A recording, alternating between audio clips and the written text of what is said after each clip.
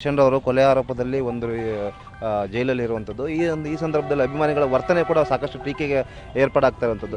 ಅಭಿಮಾನಿಗಳ ವರ್ತನೆ ಯಾವ ರೀತಿ ಇರಬೇಕು ಅಂತ ತಾವು ಬಯಸ್ತೀವಿ?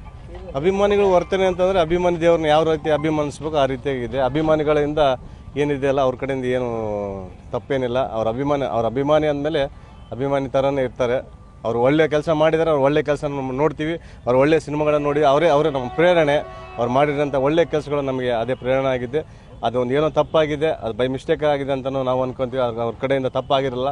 ಅದೇ ಅಲ್ಲ ನಮ್ಮ ದೃಢವಾದ ನಂಬಿಕೆ ಇದೆ ಅಭಿಮಾನಿಗಳೆಲ್ಲರಿಗೂ. ಅಲ್ಲ, ಏನಂತ ಹೇಳಿದ್ರೆ ಸಾಮಾನ್ಯ ಕೈದಿಗಳಿಗೆ ಒಂದು ರೀತಿ ಮಾಡ್ತಾ ಇದ್ದಾರೆ, ಇದು ಏನಾದರೂ ದುಡ್ಡು ಇರೋರಿಗೆ ಒಂದು ರೀತಿ ಮಾಡ್ತಾ ಇದ್ದಾರೆ. ದರ್ಶನ್ ಅವರಿಗೆ ರಾಜಾತೀತ್ಯವನ್ನು ಯಾಕೆ ನೀಡಬೇಕಾಗಿತ್ತು ಅನ್ನುವಂಥದ್ದು ಸಾರ್ವಜನಿಕರು ಪ್ರಶ್ನೆ ಮಾಡ್ತಾ ಇರುತ್ತೆ. ಆದರೆ ಅಭಿಮಾನಿಗಳು ನಮ್ಮ ಬಾಸ್ಗೆ ಯಾಕೆ ಎಲ್ಲ ಸವಲತ್ತುಗಳು ಸಿಗಬೇಕು ಅಂತ ಪ್ರಶ್ನೆ ಮಾಡ್ತಾರೆ. ಇದು ಯಾಕೆ ಇದೊಂದು ಅಂತ ಸರ್? ರಾಜಾತೀತ್ಯ ಅನ್ನೋದಕ್ಕೆ ಅವರೇನು ಬೀರ್ ಕುಡಿದಿಲ್ಲ, ಏನು ಮತ್ತೊಂದು ಮಾಡೋದಿಲ್ಲ, ಗಾಂಜಾ ಹೊಡೆದಿಲ್ಲ, ಏನಿಲ್ಲ. ಟೀ ಕಾಫಿ ಪ್ರತಿಯೊಂದು ಜೈಲಲ್ಲಿ ಪ್ರತಿಯೊಬ್ಬರಿಗೂ ಟೀ ಕೊಡ್ತಾರೆ. ಸಿಗರೇಟ್ ಹೊಡಿದಾರೆ ಅಂತ ಹೇಳ್ತಾರೆ, ಮಿಸ್ಟೇಕ್ ಏನಾಗಿರ್ಬೋದು. ಕಾಫಿ ಅನ್ನೋದು ಕಾಮನಾಗಿ ಕೊಡ್ತಾರೆ. ಚೇರ್ ಮೇಲೆ ಕುಂತ ತಕ್ಷಣ ರಾಜಾತೀತ ಅನ್ನೋದು ಭಾಳ ದೊಡ್ಡ ತಪ್ಪು ಸರ್. ಹಾಗೆ ಮೊನ್ನೆ ಸುಮಲತಾ ಮೇಡಮ್ ಸಹ ಹೇಳಿದರು, ಭಾಳ ಕೈದಿಗಳು ಈ ರೀತಿಯಾದ ವ್ಯವಸ್ಥೆಗಳು ಇರ್ತವೆ. ಅದನ್ನು ನೀವು ದರ್ಶನ್ ಅವ್ರನ್ನೇ ಪ್ರತಿಯೊಂದು ಬಾರಿನೂ ಟಾರ್ಗೆಟ್ ಮಾಡೋದು ಯಾಕಪ್ಪ ಅಂತ ವಿಚಾರ ಆಗ್ತಾಯಿಲ್ಲ. ಒಂದು ಫೋಟೋಯಿಂದನೇ ಅವ್ರನ್ನ ಬೇರೆ ಒಂದು ಜೈಲಿಂದ ಈ ಜೈಲಿಗೆ ಕರ್ಕೊಂಬರೋಂಥ ವ್ಯವಸ್ಥೆ ಮಾಡಿದೆಲ್ಲ. ಅಷ್ಟು ಪಬ್ಲಿಕ್ ಫಿಗರ್ ಅಂತ ಎಲ್ಲರಿಗೂ ಗೊತ್ತು.